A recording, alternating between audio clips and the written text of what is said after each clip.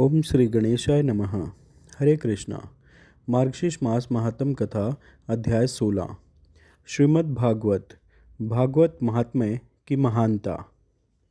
श्री भगवान ने कहा, हे चतुर्मुख, ध्यान का वर्णन सुनो। मैं इसे प्रसन्न मन से दूंगा। इसे सुनने से मनुष्य पृथ्वी पर सौभाग्य प्राप्त करता है। ध्यान करने योग्य रूप। भगवान का ध्यान इस प्रकार किया जाना चाहिए। भगवान कमल के समान आसन पर बैठे हैं, जो कीमती पत्थरों से पक्के और प्रकाशित स्थान पर रखा गया है। पास में कल्प वृक्ष चमक रहे हैं। रत्न जटित स्थान एक मंडप में चमक रहा है, जिसके चारों ओर एक शानदार पार्क है। उसमें नीलमणि की गहरी नीली चमक है। वह एक बहुत छोटे बच्चे के रूप में है। उसके बाल गुड़ की तरह चमकदार उसके चेहरे पर बिखरे हुए हैं। उसका चेहरा मधुमक्खियों के झुंड से घिरे हुए सुंदर पूर्ण विकसित कमल की तरह सुंदर है। उसकी आंखें नीले कमल के समान हैं। उसके गाल हिलते हुए कानों की बालियों के कारण चमकते हैं। नाक सुडौल और सुंदर है। होंठ लाल हैं। पूरा चेहरा मुस्कुराहट से भरा हुआ है। कई आभूषण उसकी गर्दन के चारों ओर अपनी चमक बिखेरते हैं। वह अपने नाखून को पकड़ता है। उसकी आंखें कमल के समान हैं। गायों द्वारा उड़ाई गई धूल के कणों के कारण उसकी छाती मैली और धूसर रंग की है। उसके अंग सुपोषित हैं। वे सोने की तरह चमकते हैं। उसके कूलों और सुंदर पिंडलियों और जांघों के जोड़ों के चारों ओर झनझनाती घंटियों की लड़ियां बंधी हुई हैं। वे कमल के समान हाथ पैरों की उत्तम चमक से चमकते हैं, जिनमें बंधु जीव पुष्प की शोभा है। वे हंस रहे हैं। उनके दाहिने हाथ में खीर है। उनके बाएं हाथ में शुद्ध मक्खन है। वे अग्नि हैं, जो पृथ्वी पर बोझ बन चुके राक्षसों के समूह को जला देती है। वे पूतना आदि का वध करने में लगे हुए हैं। भगवान के चारों ओर गोपियां और ग्वाल बालों के समूह हैं। देवों के स्वामी को इंद्र आदि सभी प्रणाम करते हैं। भक्ति से दीन होकर उसे प्रातःकाल कृष्ण का स्मरण करके सर्पों के स्वामी वज्र आदि के साथ उनकी पूजा करनी चाहिए। भक्त को उन्हें श्वेत कमल के समान मक्खन और दही मिले हुए दूध से प्रसन्न करना चाहिए। जो मनुष्य सदैव श्रद्धा और भक्ति से युक्त रहता है तथा जो सदैव प्रातःकाल ही भगवान अच्युत की पूजा करता है, वह शीघ्र ही पूर्णतया भाग्य की देवी को प्राप्त कर लेता है तथा मृत्यु के पश्चात वह परम पवित्र धाम वैकुंठ को जाता है। हे पुत्र, इस मंत्र का पहले ही उल्लेख किया जा चुका है, जिसका नाम श्रीमद्दामोदर है। यह संपूर्ण जगत को मोहित करने वाला है। जो इसके प्रयोग के अधिकारी हैं, वे इसे सुने। हे पुत्र, इस परम महत्वपूर्ण मंत्र को तुम्हें किसी अपात्र व्यक्ति को नहीं देना चाहिए। जिस रहस्य से शीघ्र सिद्धि प्राप्त होती है, उसे बड़े प्रयत्न से सुरक्षित रखना चाहिए। गुरु को ऐसे शिष्य को स्वीकार नहीं करना चाहिए जो आलसी, मलिन, दुखी तथा कपट और मोह से युक्त हो। वह शिष्य दरिद्र, रोगी, क्रोधी, व्याभिचारी और कामी नहीं होना चाहिए। वह ईर्ष्यालु और द्वेषी ना हो, दुष्ट और वाणी में कटु ना हो। वह अन्यायपूर्वक धन कमाने वाला ना हो, अथवा जो सदैव पराई स्त्रियों के प्रति आसक्त रहता हो। वह विद्वानों के प्रति द्वेष न रखता हो। वह सदैव ज्ञानी ना हो, अथवा जो विद्वान होने का दावा करता हो। वह अपने व्रत से विचलित ना हो, अथवा जिसकी जीविका का साधन अस्पष्ट अथवा अनियमित हो। वह मन से निंदा करने वाला या दुष्ट ना हो। वह पेटू ना हो, अपने कार्यों में क्रूर ना हो, अथवा दुष्ट मन वाले लोगों का नेता ना हो। वह कंजूस, पापी, भयानक अथवा अपने शरणागत लोगों को आतंकित करने वाला ना हो। गुरु को ऐसे शिष्य को स्वीकार नहीं करना चाहिए जिसमें ये सभी कोई भी दुर्गुण हों। यदि वह उसे स्वीकार करता है तो उसके दोष, पाप गुरु को प्रभावित करेंगे। जैसे मंत्री का दोष राजा को, पत्नी का दोष पति को, वैसे ही शिष्य का दोष गुरु को अवश्य ही लगता है। अतः गुरु को चाहिए कि शिष्य की परीक्षा अवश्य ले और उसके बाद ही उसे स्वीकार करे। शिष्य को गुरु की सेवा में मन, वचन और शरीर से समर्पित होना चाहिए।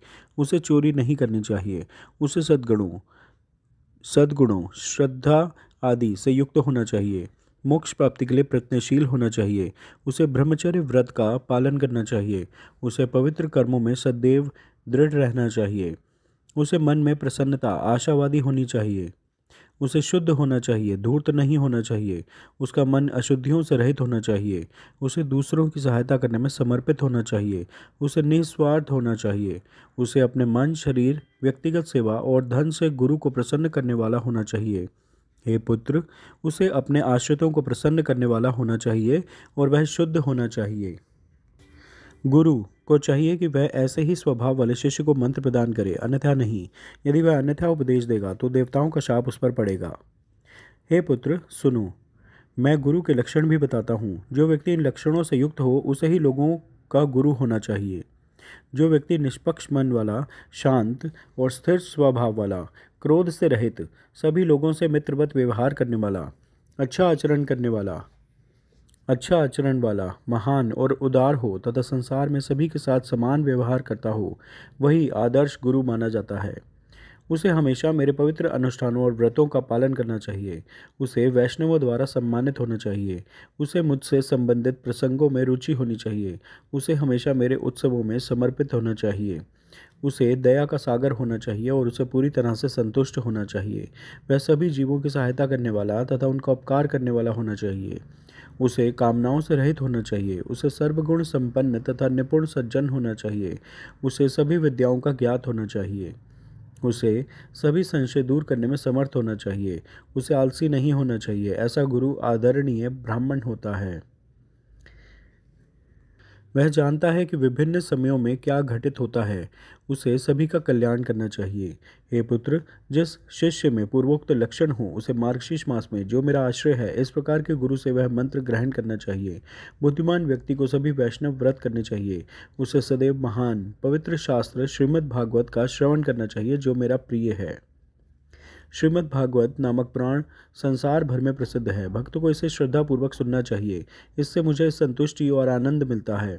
जो मनुष्य भागवत पुराण का निरंतर पाठ करता है उसे प्रत्येक अक्षर के लिए एक गोमय गाय दान करने का पुण्य मिलता है। जो मनुष्य प्रतिदिन भागवत से उद्धृत श्लोक का आधा या 1/4 भाग भी पढ़ता या सुनता है उसे 1000 गायों के दान का पुण्य प्राप्त होता है। हे पुत्र, जो मनुष्य प्रतिदिन मानसिक और शारीरिक पवित्रता के साथ भागवत का एक श्लोक पढ़ता है उसे 18 पुराणों के पढ़ने का पुण्य प्राप्त होता है। जहाँ मेरी कथा निरंतर कही जाती है वहाँ वैष्णव निवास करते हैं। जो मनुष्य सदैव मेरे प्रियतम पुराण का आदर करते हैं वे कली से अप्रभावित रहते हैं। जो मनुष्य अपने निवास में वैष्णवों के शास्त्रों का आदर करते हैं वे सभी पापों से मुक्त हो जाते हैं और सुर उन्हें नमस्कार करते हैं। यदि लोग कलयुग में अपने घरों में सदैव भागवत का आदर करते हैं, यदि वे ताली बजाते हैं उसकी प्रशंसा में, और यदि वे हर्ष से जयकार करते हैं, तो मैं उनसे प्रसन्न होता हूँ। हे पुत्र, जितने दिन तक उनके वंशज भागवत का पाठ अपने निवास में रखते हैं उतने दिन तक पितर दूध, घी, शहद और जल पीते हैं। जो लोग भक्तिपूर्वक वैष्णव को भागवत शास्त्र भेंट करते हैं वे हजारों और करोड़ों कल्पों तक मेरे लोक में निवास करते हैं। जो मनुष्य अपने निवास में भागवत का सदैव आदर करते हैं उनके द्वारा समस्त जीवों के सर्वनाश तक देवता प्रसन्न रहते हैं। यदि किसी के निवास में उत्तम भागवत का आधा श्लोक या उसका 1/4 भी हो तो अन्य सैकड़ों हजारों शास्त्रों का संग्रह किस काम का। यदि कलयुग में किसी के निवास में भागवत का कोई ग्रंथ न हो तो वह यम के पास से कभी नहीं लौट सकता। यदि कलयुग में किसी के घर में भागवत का कोई ग्रंथ न हो तो वह वैष्णव कैसे कहलाएगा। वह चांडाल से भी बदतर है। हे जगत के स्वामी, अपनी सारी संपत्ति को खर्च करके भी शास्त्रों का संग्रह करना चाहिए। हे मेरे पुत्र, मुझे प्रसन्न करने के लिए वैष्णव को सदैव ऐसा ही करना चाहिए। कलयुग में जहाँ भी भागवत है वहाँ मैं देवताओं के साथ रहता हूँ। वहाँ सभी तीर्थ, पश्चिम और पूर्व की ओर बहने वाली नदियाँ और सरोवर, यज्ञ, 7 नगर और सभी पुण्य पर्वत मौजूद हैं। हे जगत के स्वामी, मेरे शास्त्र को यश, पुण्य और विजय चाहने वाले को पापों को दूर करने के लिए और धर्मनिष्ठ व्यक्ति को मोक्ष के लिए सुनना चाहिए। श्रीमद् भागवत पुण्यदायी है। यह दीर्घायु, स्वास्थ्य और पोषण प्रदान करता है। इसे पढ़ने या सुनने से मनुष्य सभी पापों से मुक्त हो जाता है। हे जगत के स्वामी, यदि लोग महान शास्त्र श्रीमद् भागवत को नहीं सुनते हैं तो उनके शाश्वत स्वामी यम हैं। यह वास्तव में सत्य है, सत्य सकारात्मक रूप से। हे पुत्र, यदि कोई व्यक्ति विशेष रूप से एकादशी के दिन भागवत सुनने नहीं जाता है तो उससे बड़ा कोई पापी नहीं है। मैं उस घर में रहता हूँ जहाँ भागवत का एक श्लोक या उसका आधा या 1/4 भाग लिखा हुआ रहता है। सभी आश्रमों के पास जाना और सभी नदियों में पवित्र डुबकी लगाना मनुष्यों के लिए श्रीमद् भागवत जितना पवित्र नहीं है। हे चतुर्मुख, जहाँ कहीं भी श्रीमद् भागवत है, मैं वहाँ उसी प्रकार जाता हूँ जैसे गाय अपने बछड़े के प्रति स्नेह रखती है। जो मनुष्य मेरी कथाओं का वाचक और व्याख्याकार है, जो सदैव मेरी कथाओं के श्रवण में लीन रहता है और जो मेरी कथाओं को सुनकर मन में प्रसन्न रहता है, मैं उस मनुष्य को कभी नहीं त्यागता। हे पुत्र, यदि कोई मनुष्य श्रीमद् भागवत को देखकर खड़ा नहीं होता तो उसका वर्ष भर का पुण्य नष्ट हो जाता है। यदि कोई मनुष्य श्रीमद् भागवत को देखकर खड़े होकर उसे प्रणाम करता है तो उसके दर्शन से मुझे अतुलनीय आनंद मिलता है। यदि कोई मनुष्य दूर से भागवत को देखकर प्रसन्नतापूर्वक उसकी ओर बढ़ता है तो उसे प्रत्येक कदम पर निस्संदेह अश्वमेध यज्ञ का पुण्य प्राप्त होता है। यदि कोई मनुष्य उठकर श्रीमद् भागवत को प्रणाम करता है तो मैं उसे धन, पुत्र, स्त्री और भक्ति प्रदान करता हूँ। यदि मनुष्य श्रीमद् भागवत को राजकीय स्वागत और श्रद्धा के साथ भक्तिपूर्वक सुनते हैं तो वे मुझे सहजता से जीत लेते हैं।